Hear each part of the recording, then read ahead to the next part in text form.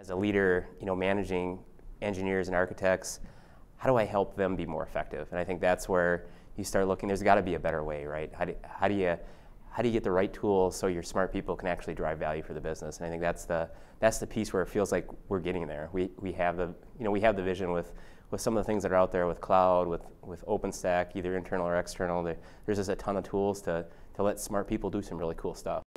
We had this huge legacy footprint, right? And so you need the expertise of the folks that help put those systems together and support those systems on a daily basis. And for me, it was about how do you listen and how do you expose your engineers and your architects to the right ideas so that they can help kind of drive the change you need. And I think for us, sending folks to Velocity, to ChefConf, hearing Jez, Gene speak has been just a huge eye-opener for the organization.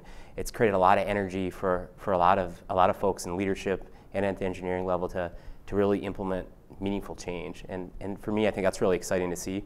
And as a leader, it feels like being in the retail space, we're pretty lucky because innovation is kind of baked into the retail culture. Either you innovate or you go out of business in retail, right? It's a cutthroat business. And for us, the power has been, how do you connect people across the organization? And because we're a huge company and we have lots of IT folks, how do you connect folks that have like ideas? And internal social media was a huge win for us. And it really allowed us to flatten the organization and connect people from development, from the business, from operations, from support, on topics they were interested in, whether it's automating the deployment of a new product for a distribution center or it's doing continuous delivery for a .com place. And really, I think the best advice I got is, how do you know if an idea is going to catch on?